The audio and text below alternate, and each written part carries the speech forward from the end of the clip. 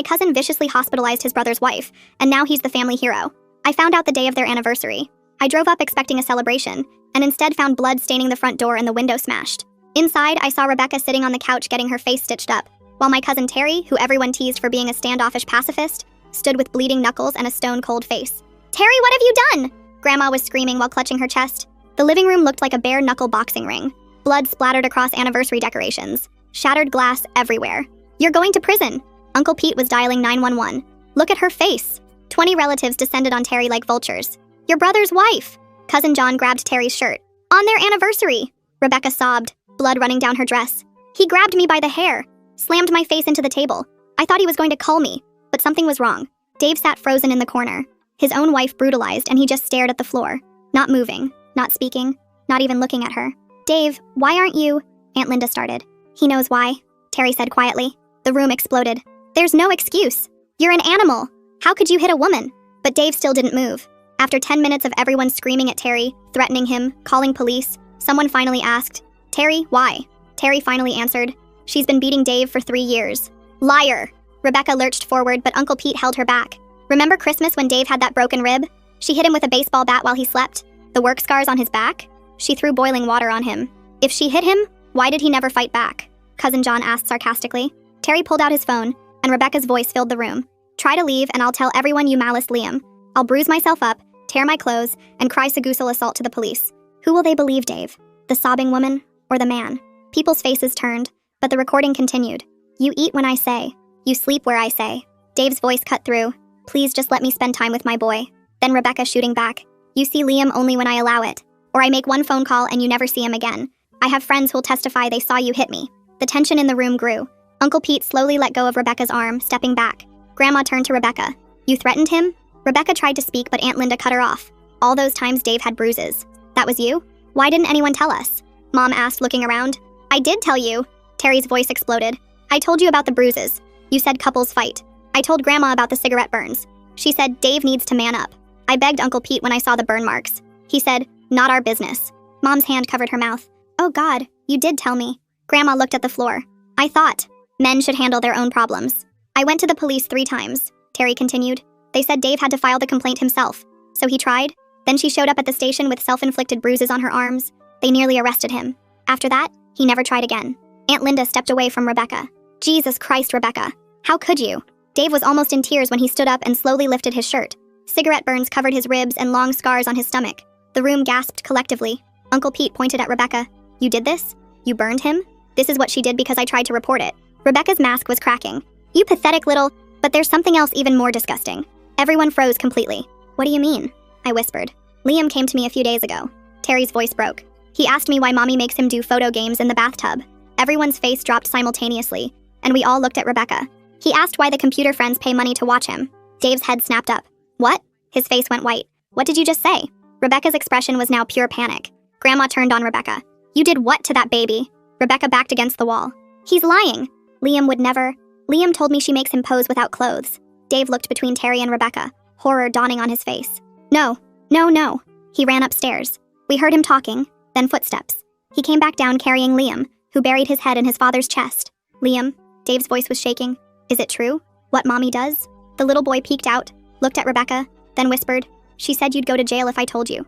She showed me handcuffs and said the police would take Daddy away forever. The computer friends send money to watch me. She makes me do things that hurt." Aunt Linda was crying. "How could you? He's a child." Dave collapsed to his knees, still holding Liam. "I found her laptop open in the kitchen." Terry's hands were shaking violently now. "I found the website.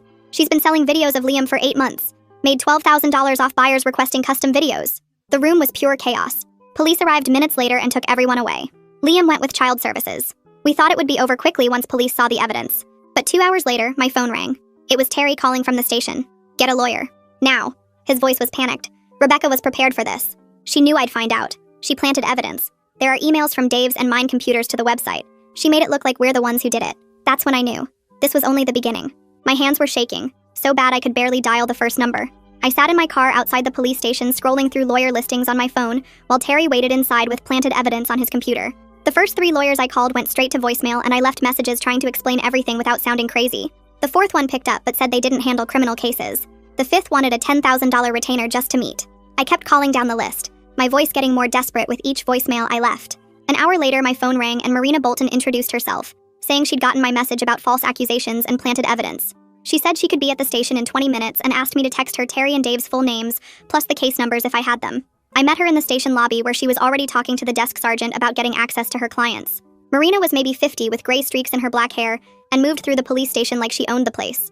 She got Terry released on his own recognizance for the assault charge after 3 hours of paperwork and arguing with the prosecutor. But she pulled us aside in the parking lot and explained that both Terry and Dave were still persons of interest in the exploitation investigation. She said Rebecca had been planning this for a while based on how the evidence was planted, and warned us this would be a long fight. Dave was released 2 hours after Terry and I drove them both to my house since neither could go back to Dave's place. Dave sat on my couch that night staring at nothing while Terry paced back and forth in my kitchen. Dave kept asking how Rebecca could sell videos of Liam like he was some product. He'd start a sentence then trail off, unable to finish the thought about what his wife had done to their son. The next morning, my phone started blowing up with family texts and calls. Half the family still thought Terry was a monster who'd attacked a defenseless woman despite hearing the recording of Rebecca's threats. Uncle Pete actually called to say maybe Dave had pushed Rebecca to this somehow and she was just protecting herself. I had to walk outside before I screamed at him that he was part of the problem. Mom called crying, saying she didn't know what to believe anymore. Grandma left a voicemail asking how we could destroy Rebecca's life over a family dispute. Cousin John sent a text saying Terry should have minded his own business. But Aunt Linda called to say she'd seen enough and wanted to help however she could. I grabbed a notebook and started writing down everything I could remember from the past 3 years. Dave's broken rib at Christmas that Rebecca said was from falling off a ladder. The burns on his back she claimed were from a welding accident at work. The black eye from supposedly walking into a door. The cut on his head from slipping in the shower. Every injury had an excuse and we'd all just accepted them without question. The pattern was so obvious when I wrote it all down in one place. Marina called that afternoon with homework for all of us. She needed character references from Dave and Terry's employers, friends, anyone who could speak to their character. She wanted employment records showing where they were during the times the exploitation emails were sent. Bank statements, phone records, anything that could help establish their whereabouts and activities. She said the prosecutor would decide whether to file formal charges in 3 days, so we had to move fast. I spent hours calling Dave's coworkers and Terry's boss, explaining what I could and asking for written statements.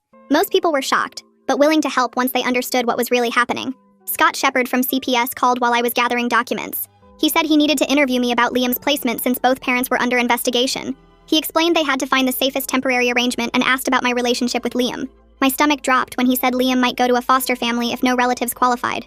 I immediately said I'd take him and asked what I needed to do to make that happen. Scott said I'd need background checks, home inspection, references, and a bunch of other requirements. The next day, Detective Nadia Carrillo showed up at my door with a recorder and notepad. She was professional, but I could tell from her questions that she'd seen this kind of thing before. She asked about the anniversary party. Who was where? Who said what? The exact sequence of events? She wanted to know about Rebecca's injuries, how bad they looked, where exactly Terry had hit her. Then she asked about Dave's behavior, whether he seemed surprised by Terry's accusations, or like he already knew. She took notes on everything, asking me to repeat certain details to make sure she had them right. Marina brought in Victor Metz 2 days later to examine Dave and Terry's computers. Victor was young, maybe 30, with thick glasses and explained he specialized in cases where evidence was planted remotely. He needed the computers immediately to preserve any proof of tampering before it could be erased. Terry handed over his laptop right away, but Dave's was still at the house with Rebecca. Marina had to file an emergency motion to get access to it. Victor said time was critical because remote access logs could be deleted at any moment. He started examining Terry's computer in my living room, connecting it to his own equipment and typing commands I didn't understand. After 20 minutes of Victor working on Terry's laptop, I decided to call CPS to check on Liam while Marina talked with Dave about getting his computer from the house. The woman who answered said she couldn't give me any information since I wasn't a parent or legal guardian. I explained I was family and just wanted to know if he was okay, but she kept repeating the same policy over and over. My hands were shaking when I hung up, because this kid was protected by rules from the only people trying to help him. Dave's phone started ringing nonstop that afternoon with people from work asking if the rumors were true. His boss called and said he had to go on unpaid leave until the investigation cleared up. Dave just sat there staring at the wall while I watched our savings drain away in real time. Marina came back the next morning with a stack of papers she'd filed at the courthouse. She explained the judge granted the order to preserve all digital evidence from Rebecca's devices, but wouldn't issue protective orders until Rebecca filed her own paperwork. Dave finally started talking that night about what living with Rebecca was really like. She'd wake him up every 2 hours at night by shaking him or throwing water on him if he didn't respond fast enough. She controlled every meal, measuring out portions and locking the fridge with a bike chain. She deleted his friends' numbers from his phone and showed up at his work if he was 5 minutes late coming home. Every detail made my stomach turn because we'd seen the signs, but never put them together. Terry met with Marina at her office while I stayed with Dave. When Terry came back, he said Marina wanted him to consider a plea deal, but he refused anything that meant admitting he was wrong. He kept saying he'd do it again tomorrow if it meant protecting Dave and Liam. 3 days later, I drove Dave to his first therapy appointment because his hands were shaking too bad to drive. The therapist's office was in a small building downtown, and Dave could barely walk through the door. He sat in the waiting room for 10 minutes before the therapist came out, and when she asked him to come back, he froze completely. I had to walk him to the office and sit with him for the first few minutes. He couldn't even say Rebecca's name without his voice breaking. The therapist was patient, but I could see how much work this was going to take. Victor called that afternoon with news about the computers. He'd found remote access software installed on both Dave and Terry's laptops that would let someone control them from anywhere. Marina said this was huge for our case, but we needed proof that Rebecca was the one who installed it. Victor explained the software had been there for months, hidden deep in the system files where nobody would think to look. 2 weeks passed before the first preliminary hearing. Rebecca showed up wearing a neck brace and had fresh bruises on her arms that looked way worse than what Terry actually did. She limped to her seat and kept touching her face like it hurt. The judge looked at her injuries and maintained the no-contact order, then set another hearing for 2 weeks later. Dave had to leave the courtroom when Rebecca started crying about how scared she was. That same day, Scott Shepard finally called back about Liam. He said Liam was in emergency foster care, but they were looking at family placement if someone could pass the background checks. I immediately said I'd take him and asked what paperwork I needed. Scott said he'd email me everything and we could start the process right away. I spent the next 3 days filling out forms, getting references, and scheduling the home inspection. Detective Carrillo came by again the following week with questions about Rebecca's finances. She'd found records of prepaid cards being bought at stores near Rebecca's work over the past 8 months. Each card was used to pay for the website hosting where the videos were uploaded. She couldn't prove Rebecca bought them yet, but she said the pattern was clear. The cards were always purchased during Rebecca's lunch break according to the timestamps. The amounts matched exactly what the website charged for premium hosting. Carrillo said she was building a timeline and needed a few more pieces before she could make it stick. Dave was getting worse before he got better, waking up with nightmares and checking the locks constantly. I moved him into my spare room because he couldn't handle being alone. Some nights I'd find him sitting in the kitchen at 3 in the morning, just staring at pictures of Liam on his phone. The therapy was helping, but progress was slow when you're trying to undo 3 years of programmed fear. Marina kept pushing for more evidence while Rebecca's lawyer sent threatening letters about defamation and harassment. The whole thing felt like drowning in slow motion, while everyone watched from the shore. 3 days later, Grandma showed up at my door without calling first. Her eyes were red and puffy like she'd been crying for hours. She pushed past me into my living room where Dave was sitting on the couch staring at his phone. She dropped to her knees in front of him and grabbed his hands. "I'm so sorry." Her voice cracked. I knew something was wrong, but I couldn't believe a woman would do that to her husband. Dave just looked at her while tears ran down her face. She kept squeezing his hands and telling him how she should have listened to Terry. She said she grew up thinking men were supposed to handle their own problems and never ask for help. Dave finally pulled her up and hugged her while she sobbed into his shoulder. It was the first time anyone in our family had actually apologized to him. Marina called an hour later with news about Dave's work records. She'd gotten copies of all his time cards from the past year and found something important. Several of the emails from Dave's computer to the exploitation website were sent while he was clocked in at work 20 miles away. The timestamps proved he couldn't have sent them unless he was in 2 places at once. Marina said it wasn't complete proof, but it helped show reasonable doubt. She was building a timeline of every email and matching it against Dave's location. The next morning, a certified letter arrived from Rebecca's lawyer.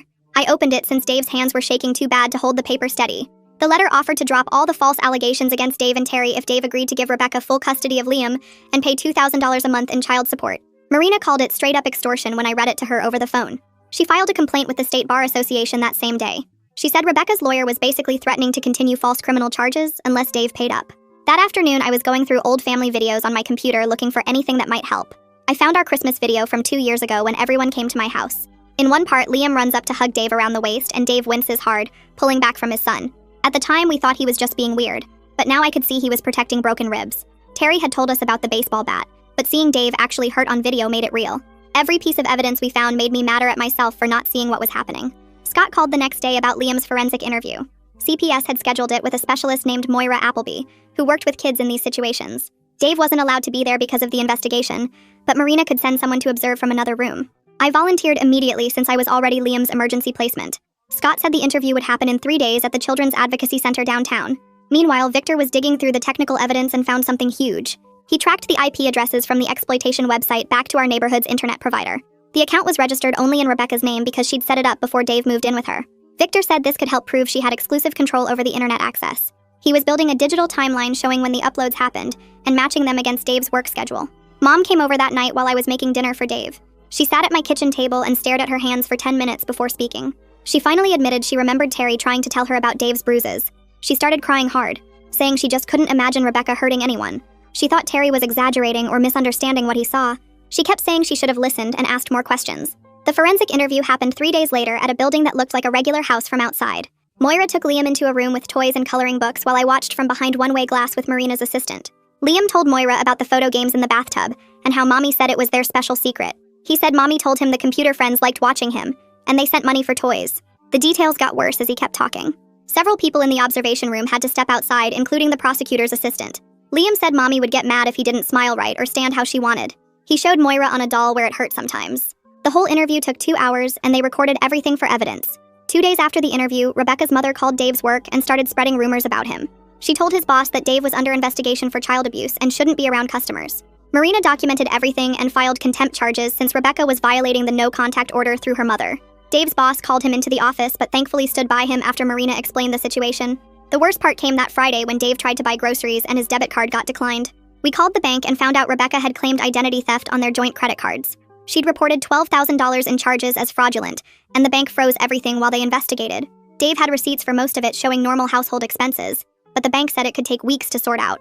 Marina had to file emergency motions to get Dave access to his own paycheck. We spent the whole weekend gathering 3 years of receipts and bank statements to prove the charges were legitimate. Dave sat at my kitchen table Monday morning staring at the legal fee estimate Marina sent over. His hands shook as he pushed the paper toward me, showing $60,000 minimum just to fight the false charges. He mentioned maybe he should just plead guilty to make everything stop since Rebecca had already destroyed his life anyway.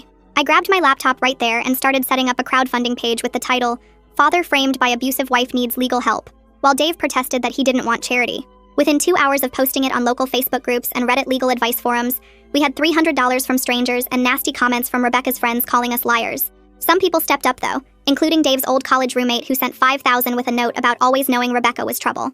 Detective Carrillo called Tuesday afternoon saying she got a warrant for Rebecca's work computer after the IT department confirmed she had admin access to company systems. The detective drove to Rebecca's office with 2 other officers and seized her desktop while her coworkers watched in shock. Carrillo found browser history showing visits to the exploitation site during work hours going back 6 months, with specific timestamps matching when the videos were uploaded. Rebecca's lawyer immediately filed a response claiming she was researching online predator tactics to protect Liam from internet dangers and demanded the evidence be thrown out as prejudicial.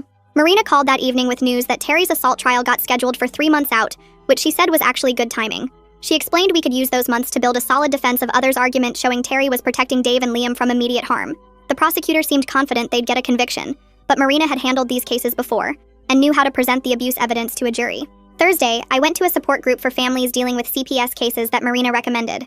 The meeting was in a church basement with about 20 other people all looking exhausted and defeated. The facilitator explained how fathers face an uphill battle in custody cases, especially when abuse allegations exist even if they're false. One man talked about fighting for 3 years just to get weekend visits with his daughter after his ex-wife made false accusations. Another guy lost his kids permanently because he couldn't afford a good lawyer to fight the lies. Their stories made me realize this could drag on for years and drain everything Dave had both financially and emotionally. Victor called Friday morning practically yelling with excitement about what he found digging through credit card records. The remote access software on Dave and Terry's computers was purchased using a credit card in Rebecca's maiden name that Dave never knew existed.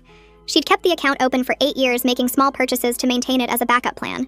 Victor traced the billing address to a P.O. box Rebecca rented near her office where statements were sent instead of their home. The software purchase happened 2 weeks before Terry found the laptop, which proved Rebecca was planning this frame job in advance. Saturday brought good news and bad news from Scott at CPS. Dave passed all their requirements, including drug tests, background checks, parenting classes, and psychological evaluation with flying colors. The bad news was they said reunification would take months minimum, even with perfect compliance because of the severity of the allegations. Dave could start supervised visits for 2 hours every Saturday at the CPS facility, with a social worker watching everything. Watching him see Liam for just 2 hours a week after being a full-time dad broke my heart, but at least it was something. Sunday evening, Aunt Linda showed up at my door holding the forensic interview transcript Marina had shared with family members who might testify. She'd been crying and said she couldn't sleep after reading what Liam went through. Linda admitted she'd seen Rebecca belittle Dave at family gatherings, making fun of his job, his hobbies, even how he played with Liam. She offered to testify about specific incidents, including one Christmas where Rebecca threw a plate at Dave for letting Liam open presents in the wrong order. Monday brought more legal maneuvering when Rebecca's lawyer filed a motion claiming Marina had a conflict of interest representing both Dave and Terry. The lawyer argued their defenses might diverge and one client might need to testify against the other for best outcomes. The judge scheduled a hearing but warned Rebecca's team about using delay tactics to drag out proceedings. Marina said this was standard defense strategy to complicate things and make Dave run out of money before trial. That same Monday night, my phone rang from a blocked number around 11. Rebecca's voice came through saying I was destroying her life and I'd regret getting involved in her family's business. She said I had no idea what Dave was really capable of and that she'd make sure everyone knew what kind of person was raising Liam now. I hit record on my phone immediately and let her rant for 5 minutes about how we'd all pay for turning her son against her. The next morning, I gave the recording to Marina, who filed it as evidence of witness intimidation and violation of the no-contact order. Tuesday afternoon, the prosecutor called Terry with a plea offer of misdemeanor assault with anger management classes instead of felony charges. Terry wanted to fight it in court and clear his name completely. But Marina explained that taking the deal might actually help Dave's custody case. She said if Terry got convicted of even minor assault, it would validate that Rebecca was actually being abused, which strengthened the self-defense aspect for the custody battle. 3 weeks later, Victor sat in the witness chair at the evidentiary hearing, while Rebecca's lawyer paced back and forth trying to poke holes in his testimony. Victor stayed calm and walked the judge through every piece of digital evidence he'd found on Dave and Terry's computers. He showed timestamps proving the remote access software was installed while Dave was clocked in at work 20 miles away. Rebecca's lawyer kept pushing about chain of custody and asking if Victor could prove Rebecca herself installed the software, but Victor had an answer for everything. He pulled up purchase records showing the software was bought with a credit card in Rebecca's maiden name that Dave never knew existed. The judge took notes while Victor explained how the exploitation emails were sent through the remote access program during times Dave's keycard showed him inside his workplace. Rebecca's lawyer finally gave up after an hour of getting nowhere. That same week, our neighbors started showing up at Marina's office with their security camera footage. The elderly couple across the street had a doorbell camera that caught Rebecca leaving the house at 2 in the morning on 3 different nights when she'd told police she was home sleeping. Another neighbor had footage of Rebecca carrying Dave's laptop to her car during lunch breaks when Dave was at work. One family down the block had their camera pick up Rebecca in their backyard at night, which made no sense until Marina realized their Wi-Fi reached Dave's home office window. None of these things alone proved anything, but Marina said together, they painted a clear picture of someone sneaking around to set up their husband. Dave's boss called him into the office the following Monday, and I thought for sure he was getting fired. Instead, his boss promoted him to shift supervisor with a 20% raise. His boss said he'd been reviewing Dave's performance for the past 3 years, and realized Dave had never missed deadlines or made mistakes despite what he now knew was happening at home. The promotion meant stable income, which Marina said would look good for the custody evaluation. 2 days later, Scott called to say, CPS approved me as a kinship placement for Liam. I drove straight to the foster home where Liam had been staying for weeks, and picked him up with just a garbage bag of clothes they'd bought him. He didn't say much on the drive to my house, but when I showed him his room with the dinosaur bed sheets I'd bought, he actually smiled for the first time since that terrible anniversary night. That first night, he woke up screaming 3 times asking where mommy was, and if daddy was in jail, but I just held him until he fell back asleep. Rebecca's arrest happened on a Thursday morning at her job. Marina had been working with Detective Carrillo to build the evidence tampering case, and they finally had enough for an arrest warrant. I heard from a coworker of Rebecca's that she was walked out in handcuffs in front of everyone. She posted bail 4 hours later using money from an account Dave didn't know about, but the damage to her reputation was done.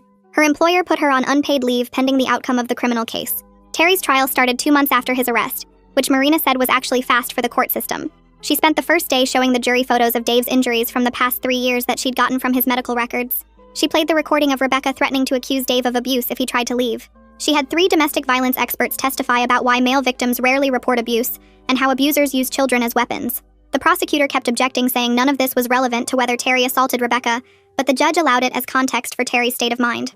On day 2, Dave took the stand and could barely get through his testimony. He described waking up to Rebecca hitting him with a baseball bat and not being able to walk for a week. He talked about the boiling water she threw on him when he forgot to do the dishes her specific way. When he got to the part about finding out what Rebecca did to Liam, he broke down completely, and the judge had to call a recess. Even the prosecutor looked uncomfortable pushing Dave on cross-examination. The jury came back after just 2 hours of deliberation.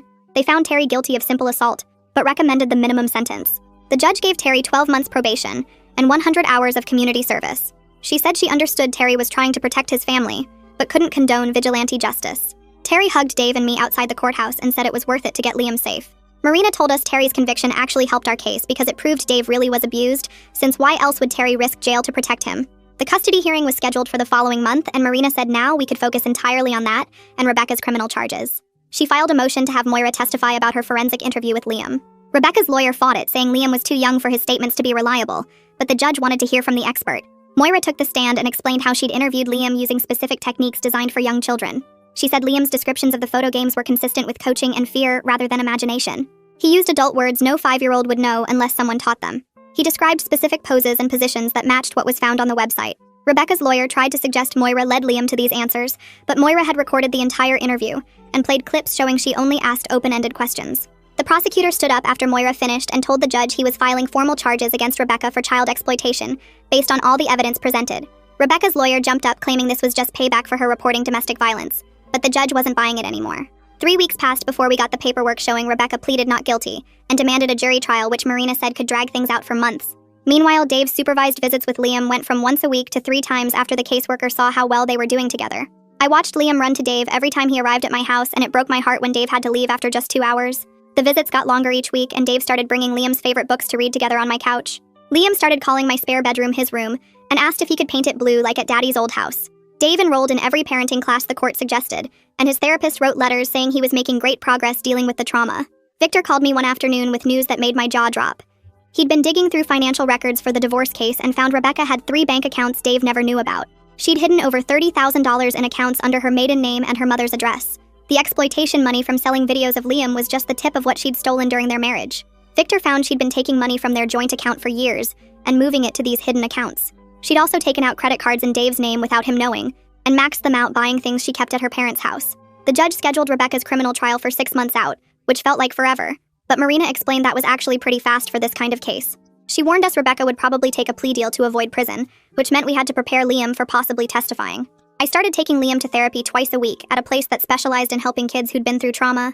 The therapist had toys and games that helped Liam talk about what happened without having to say it directly. At first, he just played with blocks and wouldn't talk, but after a few sessions, he started opening up about the photo games. He told the therapist Mommy said it was their special secret, and the computer friends were helping pay for toys. The therapist said Liam was showing amazing strength for a kid his age, but would need help for a long time to process everything. Dave filed for divorce and emergency custody the same week, using all the evidence we'd gathered about Rebecca's abuse and crimes. The family court judge looked at the criminal charges and the evidence of financial theft and granted Dave temporary sole custody immediately. Rebecca got supervised visits only and had to pay for the supervisor herself, which her lawyer protested, but lost. The visits happened at a center with cameras, and someone watching the whole time to make sure she didn't try to manipulate Liam. Rebecca's parents showed up at my house one evening asking to talk, and I almost slammed the door in their faces. They said they'd finally seen all the evidence, including the forensic interview transcript, and accepted what their daughter had done. Her mother was crying, saying they had no idea Rebecca was capable of this, and they wanted to help however they could. They offered to pay for all of Liam's therapy, and said they'd cut off contact with Rebecca until she got real help for whatever was wrong with her. Her father handed me a check for $10,000, saying it was the least they could do after what their daughter put everyone through. 6 months felt like 6 years, but finally the criminal trial date arrived, and Rebecca's lawyer asked for a meeting with the prosecutor. Marina was right about the plea deal, because Rebecca agreed to plead no contest to reduce charges to avoid trial. She got 2 years probation and had to register as a sex offender, which wasn't the prison time we wanted, but it meant Liam didn't have to testify.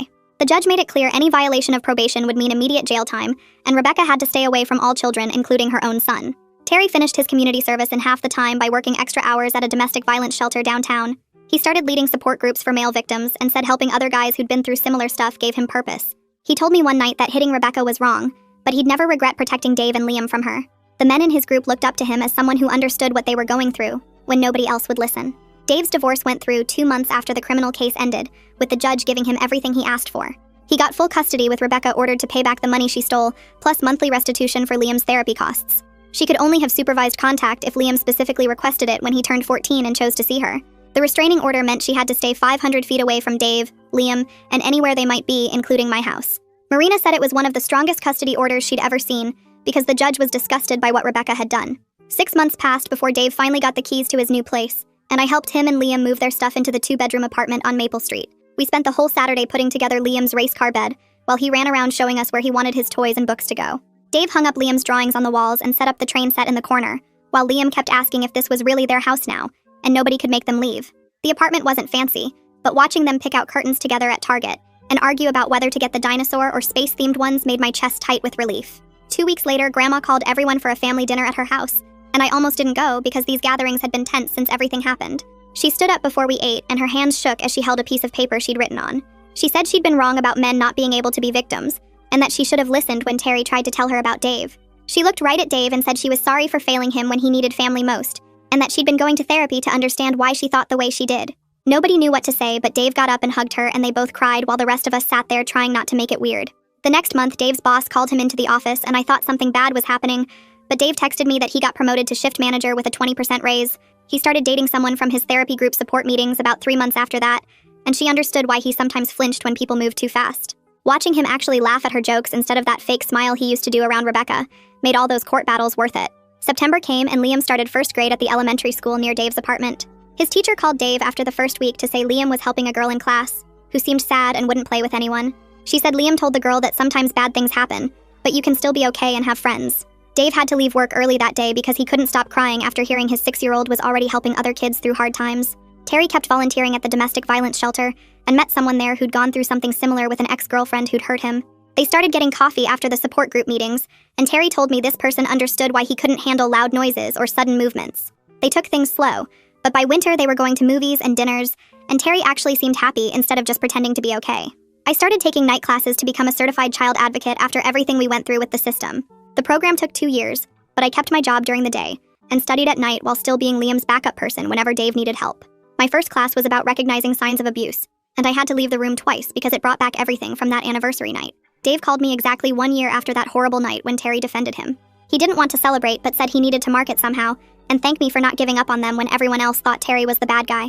We met at a park and watched Liam play on the swings while Dave told me he never thought he'd get to just be a regular dad taking his kid to the playground. Spring came and Liam joined a soccer team that practiced at the field behind his school. Dave signed up to help coach and spent his Saturdays teaching 5- and 6-year-olds how to kick the ball instead of just running in a pack. Terry brought his partner to watch one of the games and we all went for pizza after like a normal family. Rebecca's name only came up once when Liam asked why his mom never came to his games and Dave just said sometimes people can't be in our lives, but that doesn't mean we did anything wrong. The lawyer bills were finally paid off and Dave could actually save money for the first time in years. He started planning a camping trip for him and Liam for the summer and asked if I wanted to come along to help with the tent and cooking. Life had this weird normal feeling where we'd go weeks without thinking about everything that happened. Dave would drop Liam at my place sometimes when he had to work late, and we'd make cookies or build Lego sets until bedtime.